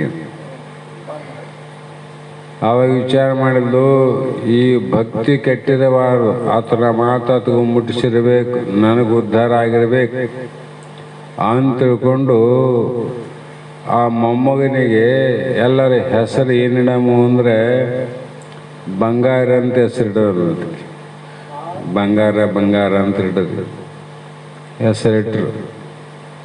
ಮತ್ತು ಆ ಕೂಸಿಗೆ ಎಣ್ಣೆ ಹಚ್ಚಿದ ಕುಲ ಇರ್ತದಲ್ಲ, ಆ ಕುಲ ಇದ್ದೇ ಇತ್ತು. ಆವಾಗ ವಿಚಾರ ಮಾಡಲಿ ಅಂತ, ಬಂಗಾರ ಕುಲಾಯಿ ಅಂತ ಹೊಲಿಸೋಕ್ಕಾಗಲ್ಲ, ಬಂಗಾರದ ಕುಲಾಯಿ ಹೊಲಿಸ್ತೀನಿ ಅಂತ ಹೇಳಿದ್ನಲ್ಲ. ಮತ್ತು ಈ ಕುಲಾಯಿ ಯಾರು ಹೊಲಿಸಿನಿ? ಬಂಗಾರ ಹೊಲಿಸಿನಲ್ಲ, ಹೌದಾ ಇಲ್ಲ? ಇದೇ ಕುಲಾಯಿ ಹನುಮಪ್ಪಗೆ ಹಾಕಿ ಬಂದ್ರಾಯ್ತು ಅಂತ ತಗೊಂಡು ಹೋಗಿ ಪೂಜೆ ಮಾಡಿ ಆ ಕಿಮ್ಮಟ ನಾರುವಂಥ ಕುಲಾಯಿನ ತಗೊಂಡೋಗಿ ಹನುಮಪ್ಪಗೆ ಹಾಕಿಲ್ಲಂತ. ಆ ಕ್ಷಣದಲ್ಲಿ ಈ ಕಡೆ ನೋಡ ಹನುಮಪ್ಪ ಈ ಕಡೆ ಮುಖ ಮಾಡ್ಯಾನ, ತಿರುಗಿ ಈ ಕಡೆ ಮುಖನೇ ಮಾಡಿಲ್ಲಂತ. ಇಂಥ ಭಕ್ತರಂತೇಳಿ ಅಂದರೆ ಇದು ಯುಕ್ತಿಯಿಂದ ಕೂಡಿದ ಭಕ್ತಿ ಆಯ್ತು ನೋಡ್ರಿ. ಅದು ಹಾಲು ಕುಡಿಸಿದ್ದು ಭಕ್ತಿಯಿಂದ ಭಕ್ತಿ. ಹಾಗೆ ಈ ರೀತಿಯಾಗಿ ವಿಧಿ ಅಂದರೆ ಅಜ್ಞಾನ ಭವದಿಂದ ಅವರು ಪುನಃ ಜನನ ಮರಣ ರೂಪ ಸಂಸಾರದಲ್ಲಿ ಬೀಳಬೇಕಾಗುತ್ತದೆ. ಅಲ್ಲಿ ಶ್ರದ್ಧಾಭಕ್ತಿಯಿಂದ ಮಾಡಿದರೂ ಕೂಡ ಭೇದ ಆಗಲ್ಲ. ಅದರಿಂದ ಏನಾಗ್ತದೆ? ಪುನಃ ಜನನ ಮರಣ ರೂಪವೇ ಅಂತಿಮ ಫಲ. ಮಧ್ಯದಲ್ಲಿ ಏನೇನು ಆಗಿ ಹೋಗ್ಬೋದು, ಅಂತಿಮವಾಗಿ ಏನಾಯಿತು, ಮರಣವೇ ಫಲ. ಆ ಕಾರಣ ಇತರ ದೇವತೆಗಳ ಭಕ್ತರು ವಾಸ್ತವಿಕವಾಗಿ ಸರ್ವಾತ್ಮ ರೂಪವಾದ ಪರಮೇಶ್ವರನನ್ನು ಪೂಜಿಸಿದ್ದಾಗ್ಯೂ ಆ ಪೂಜೆಯು ಅವಿದ್ಯಾಪೂರ್ವಕವಾಗಿ ಇರುತ್ತದೆ. ದೇವತೆಗಳನ್ನು ಪೂಜೆ ಮಾಡ್ತಾರೆ, ಪರಮಾತ್ಮನನ್ನು ಪೂಜೆ ಮಾಡ್ತಾರೆ, ಇನ್ನೊಬ್ಬರನ್ನು ಪೂಜೆ ಮಾಡ್ತಾರೆ, ಮತ್ತೊಬ್ಬರನ್ನು ಪೂಜೆ ಮಾಡ್ತಾರೆ. ಇವೆಲ್ಲವೂ ಅವಿದ್ಯಾಪೂರ್ವಕವಾಗಿ ಅಜ್ಞಾನ ಸಹಿತವಾಗಿ ಭಕ್ತಿ, ಅಜ್ಞಾನ ಅದಿಲ್ಲ. ಹಾಗಾಗಿ ಪೂಜೆ ಮಾಡುವ ತನಗೂ ಪೂಜಿಸುವ ದೇವನಿಗೂ ಅಭೇದ ಬುದ್ಧಿಯಿಂದ ಮಾಡಲ್ಪಡುವ ಪೂಜೆಯೇ ವಿಧಿ ರೂಪಕವಾದ ಪೂಜೆ. ನೇಮ, ವೇದಗಳ ನೇಮದ ಪೂಜೆ. ವೇದಗಳಲ್ಲಿ ಪೂಜೆ ಮಾಡ ಅಂತ ಹೇಳ್ಯಾರ. ಹೆಂಗೆ ಮಾಡೋ, ಹಿಂಗೆ ಮಾಡೋ, ಹಿಂಗೆ ಮಾಡಕ್ಕೆ ಹೋದರೆ ನೀನು ಮಾಡಬರಲ್ಲ. ಯಾಕೆ ಮಾಡ್ತಿದ್ದಿ? ಇಲ್ಲಿ ಭೇದದಲ್ಲಿ ಬೇಡುವುದಾದ, ತಗೊಳ್ಳೋದಾದ, ಕೊಡೋದಾದ, ನೀಡೋದಾದ, ಈ ಬುದ್ಧಿ ಅದಲ್ಲಿ. ಇವನ್ನೆಲ್ಲ ಯಾಕೆ ನೀನು ಉಪಾಸನೆ ಮಾಡ್ತಿದ್ದಿ, ಪೂಜೆ ಮಾಡ್ತಿದ್ದಿ ಅಂದ್ರೆ ಏನಾರು ಬೇಡ್ತಿದ್ದಿ, ಅದಕ್ಕೆ ಮಾಡ್ತಿದ್ದಿ. ಏನು ಬೇಡಿಕೆ ಇಲ್ಲ ಅಂದ್ರೆ ನೀನು ಯಾಕೆ ಮಾಡಕ್ಕೋತಿದ್ದಿ? ವಿಚಾರ ಮಾಡ್ರಿ. ಏನಿಲ್ಲ ರೀ ಅಂತಂದ್ರೆ ಏನು ಮಾಡಕ್ಕೆ ಹೋಗೋದಿಲ್ಲ, ಸುಮ್ಮನೆ ಕುಂದಿರ್ತಾನೆ. ಹಾಗಾಗಿ ಅಜ್ಞಾನಿಗಳು ಪರಬ್ರಹ್ಮಕ್ಕೆ ಭಿನ್ನವಿಲ್ಲದ ಅಹಂಪದ ಲಕ್ಷ್ಯಾರ್ಥವಾದ, ನಾನೊಂಬ ಪದಕ್ಕೆ ಲಕ್ಷ್ಯಾರ್ಥವಾದ ಚೇತನ, ಆ ಚೈತನ್ಯವೇ ತಾವಾಗಿದ್ದರೂ ಅದನ್ನು ತಿಳಿಯದೆ ತಮ್ಮ ಸ್ವರೂಪಕ್ಕಿಂತ ಕೀಳಾದ ದೇವತೆ, ಸ್ವರೂಪ ಆತ್ಮಕ್ಕಿಂತ ಸಣ್ಣವರೇ ಎಲ್ಲರೂ ದೇವತೆಗಳು, ಬ್ರಹ್ಮ, ವಿಷ್ಣು, ರುದ್ರ, ಲೋಕಾದಿಗಳು, ಲೋಕಜೀವಿಗಳು ಬ್ರಹ್ಮನಕ್ಕಿಂತ ದೊಡ್ಡವೇನು, ಸಣ್ಣವಲ್ಲ ಅಂದಾಗ ಅದನ್ನು ತಿಳಿಯದೆ ತನಗಿಂತ ಕೀಳಾದಂದ್ರು, ಶಬ್ದ ಹೆಂಗೆ ಬೆಳೆಸಿದ, ಕೀಳಾದ ಅಂದ್ರೆ ಸಣ್ಣವರಾದ ದೇವತೆಗಳನ್ನು ಪೂಜಿಸುತ್ತಾರೆ. ಯಾಕಪ್ಪ ಅಂದರೆ ಇದೇ ಅವರ ಸೌಭಾಗ್ಯ ಅಲ್ಲೋ ತಮ್ಮ ದೌರ್ಭಾಗ್ಯ. ದೌರ್ಭಾಗ್ಯ, ಸೌಭಾಗ್ಯ ಅಂದ್ರೆ ಹಿಂಗಾತಿತ್ತು, ದೌರ್ಭಾಗ್ಯ ಅದ. ಇದನ್ನ ಯಾರನ್ನ ಬದಲಾವಣೆ ಮಾಡಕ್ ಬರ್ತದೇನು ಅಂದ್ರೆ ಯಾರು ಇಲ್ಲ. ಬರ್ತದ, ಗುರುವಿಗೆ ಮಾತ್ರ ಸಾಧ್ಯ ಅದ.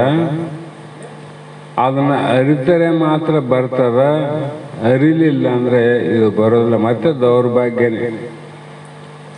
ಜ್ಯೋತಿಷ್ಯಗಳಲ್ಲಿ ಹೋರಿ, ಎಷ್ಟು ಚಂದ ನಿಮ್ಗೆ ಸೌಭಾಗ್ಯ. ಅವರು ಹೇಳಿದರು, ಅವ್ರು ಹೇಳಿದಂಗೆ ಹಿಂಗೆ ಮಾಡಿದೀವಿ, ಹಿಂಗೆ ಆಯ್ತು ಅಂತ ಎಷ್ಟು ಜನ ಈ ಹೋಯ್ತದ. ಒಬ್ಬ ಜ್ಯೋತಿಷ ಗುಂಡೆಟ್ಟು ಹೊಡೆದು ನೋಡು, ಇಲ್ಲಿ ಹುಬ್ಬಳ್ಳಿಯಲ್ಲಿ. ಅವ್ರ ಹೆಸರು ಏನಾದ, ವಾಸ್ತು ಹೇಳೋರು. ಲಾಡ್ಜ್ ನೋಡಿರಿ ಮೊನ್ನೆ, ನಾನು 2 ಸಲ ದಾರಿಗೆ ತಿರುಗಾಡ್ತೀವಿ. ಅಲ್ಲೇ ಗುಂಡೆ ಮುಂದಿನ ಕರ್ಮ ಫಲಗಳನ್ನು ಹೇಳುವಂಥ ಮಹಾ ಪ್ರಸಿದ್ಧಿ ಅದು. ಬೆಳಗ್ಗೆ ಎದ್ರೆ ಅದನ್ನ ಟಿವಿಯಲ್ಲಿ 3 ತಾಸು ಇರೋದು. ಆತನ ಜಾಲ ಎಷ್ಟು ಅಂದ್ರೆ ಇಡೀ ಕರ್ನಾಟಕ ತುಂಬ ಪ್ರತಿಯೊಂದು ಜಿಲ್ಲೆಗೆ ಬ್ರಾಂಚ್ ಆಫೀಸ್ ಮಾಡಿ ಅವ್ರು 4 ಮಂದಿಗೆ ಇಂತಿಂಥದ್ದು ಹೇಳ್ಬೇಕಂತ ಹೇಳಿ ಅವರು ಕೂಡ ಮನೆ ಮನೆಗೆ ಬಂದು ನಮ್ಮ ಶಕ್ತಿನ ಕಾಲುನಿಗೆ ಎಷ್ಟು ಮನೆಗೆ ಮಾಡಿಸಿರು ಬದಲಾವಣೆ ಮಾಡಿದ್ರಿಲ್ಲ. ಎಷ್ಟು ಅಜ್ಞಾನ ಇರ್ಬೋದು, ನಮಗೆ ಎಷ್ಟು ಅಜ್ಞಾನ. ಜ್ಯೋತಿಷಿ ಅಂದರೆ ಕರ್ಮ ಫಲಗಳನ್ನು ಜ್ಯೋತಿಷಿ ಹೇಳ್ತಾನಂದ್ರೆ ತನ್ನ ಜ್ಯೋತಿಷಿನೇ ಗೊತ್ತಿಲ್ಲ, ಸತ್ತೋದ್ನಲ್ಲಪ್ಪ. ಇಲ್ಲೇ ಗೊತ್ತಾಗ್ತದಿಲ್ಲ. ಯಾಕಂದ್ರೆ ಜ್ಯೋತಿ ಜ್ಯೋತಿ ಈಶಾ ಅದು ಕೂಡಿ ಜ್ಯೋತಿಷ ಅನ್ನೋದು ಜ್ಯೋತಿಷ್ಯ ಜ್ಯೋತಿಷ್ಯ ಅಂತ ಕರೀತಾರೆ. ಶಬ್ದ ಜ್ಯೋತಿ ಅಂದ್ರೆ ಅದು ಆತ್ಮ, ಜ್ಯೋತಿ ಅಂದ್ರೆ ಬೆಳಕು. ಅದನ್ನ ಪಡೆಯುವಂತ ಪಡೆದವನೇನ ಅವನು ನಿಜವಾದ ಜ್ಯೋತಿಷಿ. ಅವನು ಜ್ಯೋತಿಷಿ. ಅವನು ಹೇಳಿದ್ದು ಸುಳ್ಳಾಗೋದಿಲ್ಲ.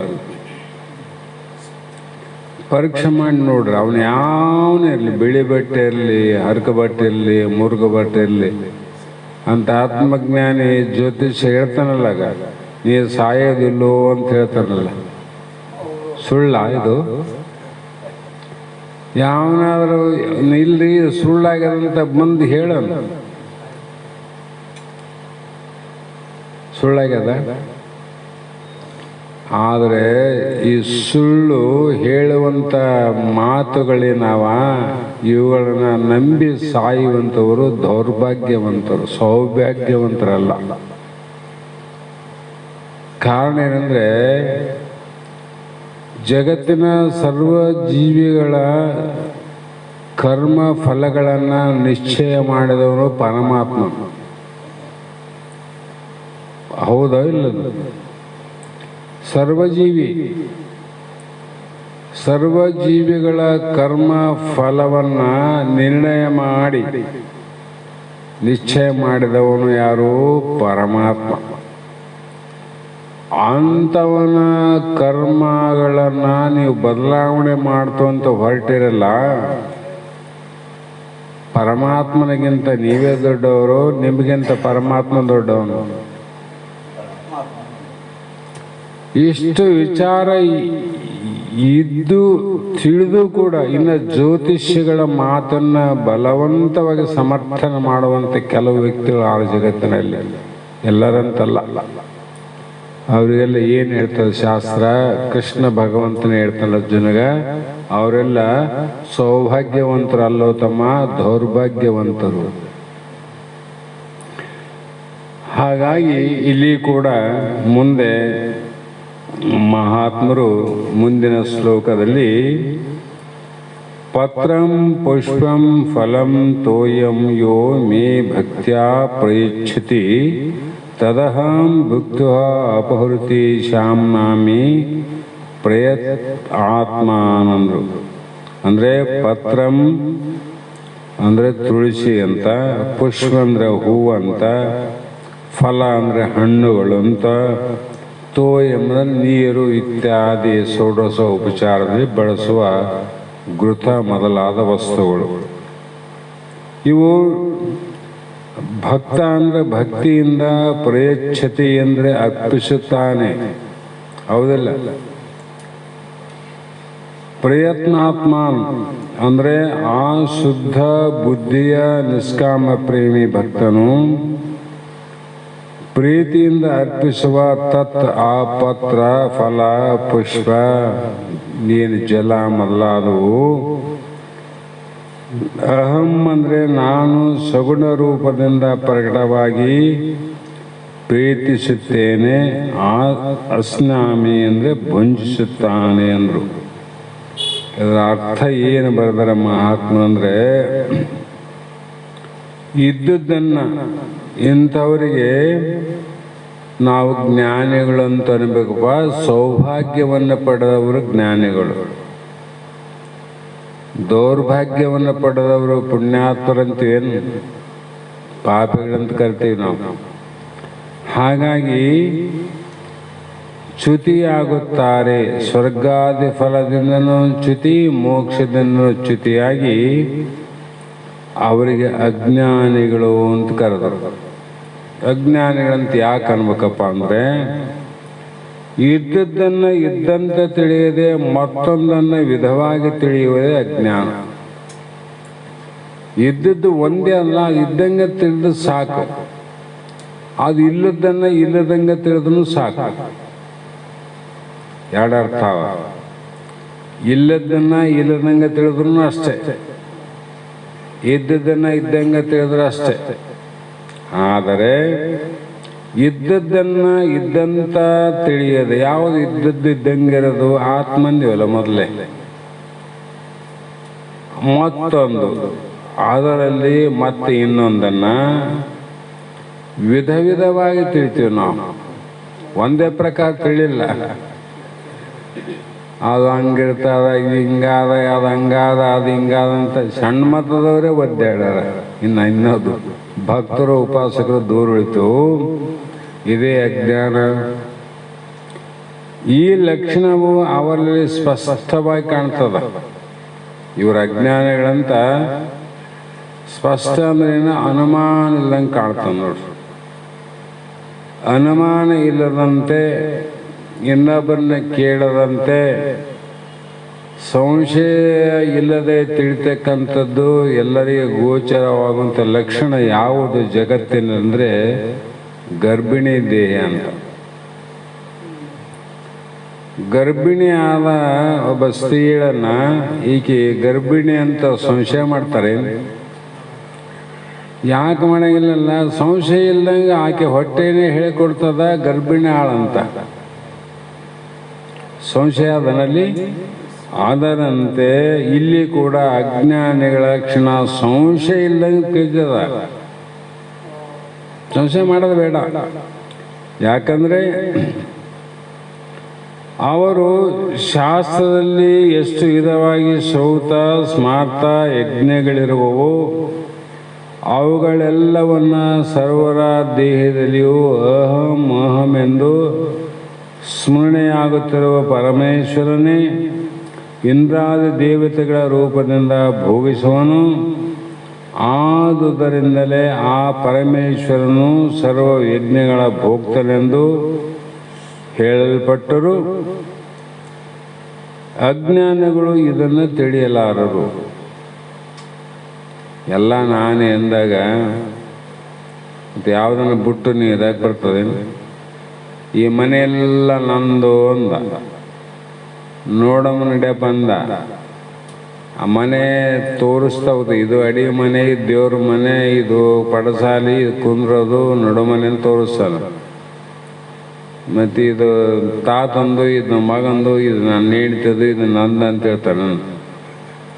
ಮನೆ ತಂದಾದ್ಮೇಲೆ ಅಲ್ಲಿ ಅವ್ರು ಇನ್ನೊಬ್ರು ಹೆಸರು ಹೇಳಂಗಿಲ್ಲ, ನಂದು ಅಷ್ಟೇ, ಒಬ್ಬಂದು ಅಂತ ಅರ್ಥ ಅಲ್ಲ. ಹಾಗೆ ಇಲ್ಲಿ ಕೂಡ ದೇವತಾ ರೂಪಗಳಿಂದ ಆ ಯಜ್ಞಗಳ ಫಲಪ್ರದಾತನೂ ಆಗಿದ್ದರು. ಇಂಥ ಸರ್ವಸ್ವರೂಪನಾದ ಪರಮೇಶ್ವರನ ಬಿಟ್ಟು ಪರಿಮಿತ ಶಕ್ತಿಗಳ ದೇವಿಯನ್ನು ಆರಾಧಿಸ್ತಾರಲ್ಲಪ್ಪ. ದೇವಿಯನ್ನ ಆರಾಧಿಸ್ತಾರ, ದೇವತೆಗಳನ್ನು ಆರಾಧನೆ ಮಾಡೋರಾರ. ಅವರು ನೀವೇನು ಕೊಟ್ಟಿದ್ದೆ ಅವರು ನನಗೆ ಕೊಡೋರು, ಅವ್ರು ತಂದು ನನಗೆ ಕೊಡೋರು. ನೀನು ಅವ್ರ ಮುಖಾಂತರ ಮುಟ್ಸೋ ಪ್ರಯತ್ನ ಯಾಕೆ ಮಾಡ್ತಿದ್ದೆ? ನೇರವಾಗಿ ನನಗೆ ಕೊಡೋದು. ಇಷ್ಟೇ ವ್ಯತ್ಯಾಸ. ಈ ರೀತಿ ತಿಳ್ಕೊಂಡ್ರೆ ಇದೇನಾಯ್ತು? ಅನನ್ಯ ಭಕ್ತಿ. ಹಾಗಾಗಿ ನೀನು ಒಂದು ವೇಳೆ ನನಗೆ ಮುಟ್ಟೋದಿಲ್ಲ ಅಂತಲ್ಲ, ಆದರೆ ಅವ್ರಿಗೆ ಮುಟ್ಟಿಸೋ ಅಂತ ಏನನ್ನು ಕೊಟ್ಟರೆ ಕೆಲವು ಸಲ ಆತ ಮುಟ್ಟಿಸ್ಬೋದು, ಆಗ್ಬೋದು, ಇರ್ಬೋದು, ಏನೋ ಆಗ್ಬೋದು. ಅದನ್ನು ನೀನು ನೇರವಾಗಿ ಮುಟ್ಟಿಸಿದ್ದೇನಲ್ಲ, ಇದರ ಸಂಶಯ ಇಲ್ಲ. ಹಾಗಾಗಿ ಅರ್ಥಾತ್ ವಾಸ್ತವವಾದ ತಮ್ಮ ಆತ್ಮ ಸ್ವರೂಪವನ್ನು ಅರಿಯದೆ ಮಹಾಪ್ರಯಾಸ ಕಷ್ಟವನ್ನು ಪಟ್ಟು ದೇವತೆಗಳನ್ನು ಪೂಜಿಸಿದಾಗೂ ಆ ಪೂಜೆಯ ಫಲವು ಸರ್ವಾತ್ಮಕನಾದ ಪರಮಾತ್ಮನಿಗೆ ಅರ್ಪಣವಾಗದೆ ಕಾಮ್ಯ ಕರ್ಮಗಳ ಪ್ರಭಾವದಿಂದ ಹಿಂದೆ ಹೋಗುತ್ತವೆ. ದೇವತೆಗಳಲ್ಲಿ ಒಂದು ಕಾನೂನಾದ, ಕಾಮ್ಯ ಇಟ್ಟುಕೊಂಡು ನೀನೇನಾದರೂ ಅರ್ಪಣೆ ಮಾಡಿದ್ದೆಂದರೆ ಅವರು ಅದರ ಫಲವನ್ನು ವಾಪಸ್ ಇನ್ನೊಂದು ರೀತಿ ಕೊಟ್ಟೇ ಕೊಡ್ತಾರೆ. ನೀವು ಮಾಡಿದ್ದೇನಾಯ್ತು, ನಿನಗೆ ವಾಪಸ್ ಬಂತು, ನನಗೇನು ಬಂತು? ಈಗ ತಗೊಳಪ್ಪ ಮತ್ತೆ ನಾಳೆಗೆ ನನಗೆ ಬೇಕಾಗಿ ವಾಪಸ್ ಕೊಡಂದ್ರೆ ನೀ ಕೊಟ್ಟಂಗೆ ಆಯ್ತೇನು? ಅದು ಕಾಮ್ಯ. ಅದಕ್ಕಾಗಿ ಅದು ನಾನು ಮುಟ್ಟಂಗಿಲ್ಲ, ತಿಳ್ಕೊ. ನೀನೇನು ಕೊಟ್ಟಿದ್ದೀನಿ, ನನಗೆ ಮುಟ್ಟಿಲ್ಲ. ನಿಷ್ಕಾಮದಿಂದ ಮಾಡಿದರೆ ಅವ್ರು ನನ್ನ ಕಳಿಸ್ತಾರೆ. ಯಾಕೆ ನಿನಗೇನಿಲ್ಲ, ನೇರವಾಗಿ ಅಲ್ಲಿಗೆ ಹೋಗ್ಬೇಕಲ್ಲ, ಅದ್ರ ಏನು ಕಡತ ಮಾಡಂಗಿಲ್ಲ. ಅದು ದೇವ್ರ ಗುಡಿಯಲ್ಲಿ ಕಾಯಿ ಹೊಡೆದ್ರೆ ಅರ್ಧಗಳು ನೀನು ಕೊಡ್ತಾರ, ಅರ್ಧಗಳು ಅವ್ರು ತೊಗೊಂತಾರ. ಹೌದಲ್ಲ? ಪೂರ್ಣ ಕೊಡ್ತಾರೆ, ನಿನಗೆ ಕೊಡಂಗಿಲ್ಲ. ಹಾಗೆ ಕಾಮ್ಯಗಳ ಕರ್ಮಗಳ ಪ್ರಭಾವದಿಂದ ಆಯಾ ದೇವತಾ ಲೋಕಗಳನ್ನು ಸೇರಿ ಆ ಭೋಗವು ಮುಗಿದ ಮೇಲೆ ಅಲ್ಲಿಂದ ಮತ್ತೆ ಚ್ಯುತಿ ಆಗ್ತಾರೆ ಅಷ್ಟೆ. ಇದೇ ವಿನಃ ಮತ್ತೆ ಆಯಾ ಲೋಕದ ಭೋಗಗಳಿಗೆ ಜನಕನಾದ ಕಾಮ್ಯ ಕರ್ಮಗಳು ಭೋಗದಿಂದ ನಾಶವಾದ ಮೇಲೆ ಆ ಸಕಾಮ್ಯ ಕರ್ಮಗಳು ತಾವು ಪಡೆದುಕೊಂಡಂಥ ದೇವತಾ ದೇಹಾದಿಗಳನ್ನು ಕಳೆದುಕೊಂಡು ಇಲ್ಲಿ ಏನದ ಈ ದೇಹ ಅಲ್ಲಿ ನಡೆಯಂಗಿಲ್ಲ. ಸ್ವರ್ಗಲೋಕದಲ್ಲಿ ಮತ್ತೊಂದು ಚೀಲ ಬ್ಯಾರೆ ಒಂದು ದೇವನ್ನ ತೊಡಿಸಿ ಅಲ್ಲಿ ನಿನ್ನಿಟ್ಟಗಂತಾರ. ಜೈಲಲ್ಲಿ ಹೋಗ ಮನೆಗಳ ಖಡಕ್ ದೋತ್ರ ಲುಂಗಿ ಪ್ಯಾಂಟ್ ಶರ್ಟ್ ಹಾಕ್ಕೊಂಡು ಜೈಲಿಗೆ ಹೋದ್ರೆ ಜೈಲು ಒಳಗೆ ಬರ್ತಾನೆ, ಬಾಗಿಲು ತಾನೆ ಇರ್ಬೋದು, ಒಳಗೆ ಹೋಗ್ಬೇಕಾದ್ರೆ ಅವ್ರದ್ದು ಕೊಡ್ತಾರೆ ಬಿಳಿ ಬಟ್ಟೆ. ಇವು ನಡೆಯಂಗಿಲ್ಲ ಅಲ್ಲಿ. ಮತ್ತೆ ಬಿಡುಗಡೆ ಆದ್ಮೇಲೆ ಅವು ಹೊರಗೆ ನಡೆಯಂಗಿಲ್ಲ. ಅವನ ಒಳಗೆ ಬಿಚ್ಕೊಂಡು ಮೊದಲು ಹಿಡಿದು ಅವೇ ತೊಡಿಸಿ ಕಳಿಸ್ತ. ಅಲ್ಲಿ ಕೂಡ ದೇವತ್ವ ಶರೀರದಿಂದ ದೇವಲೋಕದ ಅನಂತ ಭೋಗಗಳನ್ನ ಬಗಿಸುವಾಗ ಇದ್ದಂಥ ದೇಹ ಕೂಡ ಇರಂಗಿಲ್ಲ. ಅದನ್ನು ಬೆಚ್ಚಿ ಮತ್ತೆ ನಿನ್ನ ಕರ್ಮ ಅನುಸಾರವಾಗಿ ಯಾವ ದೇಹವನ್ನು ಬಟ್ಟೆಯನ್ನು ತೊಡಿಸಿ ಕಳಿಸಬೇಕು ಅಂಥ ದೇಹವನ್ನೇ ಕೊಟ್ಟು ಕಳಿಸುತ್ತಾರೆ. ಹೀಗೆ ಮನುಷ್ಯ ಈ ಮಾನವ ದೇಹವನ್ನು ತೊಟ್ಟು ಮತ್ತೆ ಈ ಮರ್ತ್ಯಲೋಕಕ್ಕೆ ಬಂದು ಸೇರ್ಬೇಕು ನೋಡು. ಆ ಕಾರಣ ಸಕಾಮಿ ಕರ್ಮಗಳಲ್ಲದ ನಿಷ್ಕಾಮಿಗಳೆಂದು ಹೇಳಿಸಿಕೊಳ್ಳುವ ಜ್ಞಾನಿಗಳು ತಾವು ಪೂಜೆ ಮಾಡುತ್ತಿರುವ ದೇವತೆಗಳಲ್ಲಿ ಸರ್ವಾಂತರ್ಯಾಮಿಯಾದ ಭಗವಂತನೇ ನೋಡ್ತಾರೆ. ಅವರು ಇದಕ್ಕೆ ಭಿನ್ನವಾದ ದೇವತೆ ಅಂತ ನೋಡಲ್ಲ, ಅಲ್ಲಿರೋ ಭಗವಂತನೇ ಆನಂತ ನೋಡ್ತಾರೆ ನೋಡ್ರಿ. ಮಾಡಿ ತಾವು ಮಾಡಿದ ಉಪಾಸನಾ ಕರ್ಮವನ್ನು ಸಹ ಅಂತರ್ಯಾಮಿಯಾದ ಪರಿಪೂರ್ಣನಾದ ಈಶ್ವರನಿಗೆ ಅರ್ಪಿಸಿ ಈ ನಿಷ್ಕಾಮರು ಇಂಥ ವಿವೇಕದಿಂದ ಕೂಡಿದ ಕರ್ಮದ ಪ್ರಭಾವದಿಂದ ಮೇಲೆ ಹೇಳಿದ ಅರ್ಚರಾದಿ ವಾಮಮಾರ್ಗಂತಾವಲ್ಲ ಆ ದ್ವಾರ ಬ್ರಹ್ಮಲೋಕವನ್ನು ಸೇರಿ ಅಲ್ಲಿಯ ಭೋಗಗಳನ್ನು ಭೋಗಿಸಿ ಕೊನೆಗೆ ಆತ್ಮಜ್ಞಾನವನ್ನು ಪಡೆದು ಕೈವಲ್ಯ ಮೋಕ್ಷವನ್ನು ಹೊಂದುತ್ತಾರೆ. ಇದೇ ಸಕಾಮರ ಮತ್ತು ನಿಷ್ಕಾಮರ ಭಕ್ತರ ಅನ್ಯನ್ಯ ಭಕ್ತರ ಭೇದ ನೋಡಂದ್ರು. ಅವ್ರು ಹೆಂಗೆ ಮಾಡ್ತಾರೆ, ಇವ್ರು ಹೆಂಗೆ ಮಾಡ್ತಾರೆ ಅಷ್ಟೇ. ಈ ವಿಷಯವನ್ನು ಮುಂದೆ ಉಪಸಂಹಾರ ಮಾಡುವ ಶ್ಲೋಕಗಳಲ್ಲಿ ಪರಮೇಶ್ವರನು ಆ ಒಂದು ಭಗವಂತ ಅರ್ಜುನನಿಗೆ 25ನೇ ಶ್ಲೋಕದಲ್ಲಿ ಹೇಳುವವರಿದ್ದಾರೆ. ಅದನ್ನು ನಾಳೆ ದಿನ ವಿಚಾರ ಮಾಡೋಣ ಅನ್ನುವಂಥ ಮಾತನ್ನು ಹೇಳಿ ಇವತ್ತಿನ ಶಾಸ್ತ್ರದ ವಾಕ್ ಪುಷ್ಪಗಳನ್ನು ಗುರುಪಾದಕ್ಕೆ ಸಮರ್ಪಿಸಿ ನಾವು ನೀವು ಧನ್ಯರಾಗೋಣ ಅನ್ನೋ ಮಾತನ್ನು ಹೇಳಿ, ಮತ್ತೊಂದು ವಿಷಯ, ನಾಳೆ ದಿನ ನಮ್ಮ ಪೂಜಾರಿ ಬಸವ, ನಿಮಗೆಲ್ಲ ಗೊತ್ತಲ್ಲ, ಕರೆಪ್ಪ ಪೂಜೆ ಅವರ ಮಗ, ಅವರ ಸುಗಮ್ಮ ಶ್ರೀ ಕುರುವರಾಮಪ್ಪ ಅವರ ಮಗನ ಮದುವೆ ನಾಳೆ ದಿನ ಚಂದ್ರಬಂಡದಲ್ಲಿ ಇರುವ ಕಾರಣ ನಾಳೆ ದಿನ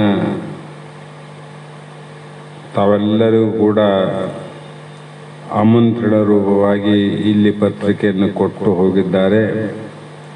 ಆ ಕಾರಣ ಯಾರಾದರೂ ಆ ಕಾರ್ಯದಲ್ಲಿ ಭಾಗಿಗಳಾಗಬೇಕಾಗಿದ್ದರೆ ಇವರ ಬಂಡೆ ರಂಗನಾಥ ಸ್ವಾಮಿ ದೇವಸ್ಥಾನ ಚಂದ್ರಬಂಡ ಗ್ರಾಮದಲ್ಲಿ ಅಲ್ಲಿಗೆ ಹೋಗಿ ಕಾರ್ಯದಲ್ಲಿ ಭಾಗಿಯಾಗಿ ಬರಬಹುದು ಅಂತಕ್ಕಂಥ ವಿಚಾರವನ್ನು ತಮ್ಮೆಲ್ಲರಿಗೆ ತಿಳಿಸಿ, ನಾಳೆ ಕೂಡ ನಾವು ಅನುಕೂಲ ಆದರೆ ಹೋಗಿ ಬರಬೇಕು ಅಂತ ವಿಚಾರ ಅದ.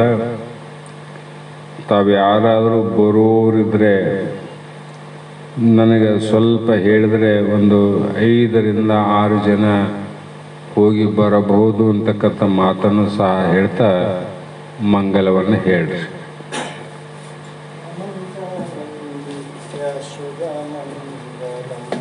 ಜಯ ಮಂಗಲಂ ನಿತ್ಯ ಶುಭ ಮಂಗಲಂ. ಜಯ ಮಂಗಲಂ ನಿತ್ಯ ಶುಭ ಮಂಗಲಂ.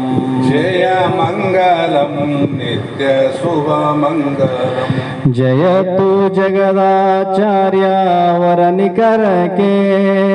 ಜಯ ಮಂಗಲಂ ನಿತ್ಯ ಶುಭ ಮಂಗಲಂ. ಜಯ ಮಂಗಲಂ ನಿತ್ಯ ಶುಭ ಮಂಗಲಂ. ವೇದಮತ ವೃಕ್ಷಗಳ ಛೇದಿಸುತ್ತ ಶ್ರುತಿ ಪ್ರೋಕ್ತ ವಾದ ಪರಮದ್ವೈತ ಘನಮತವನು ಮೋದದಿಂ ಸ್ಥಾಪಿಸುತ್ತಲೇ ದರೆಯನುದ್ಧರಿಸಿಪ್ಪ ಆದಿ ಶ್ರೀ ಗುರು ಶಂಕರಾಚಾರ್ಯಗೆ. ಜಯ ಮಂಗಲಂ ನಿತ್ಯ ಶುಭ ಮಂಗಲಂ. ಜಯ ಮಂಗಲಂ ನಿತ್ಯ ಶುಭ ಮಂಗಲಂ.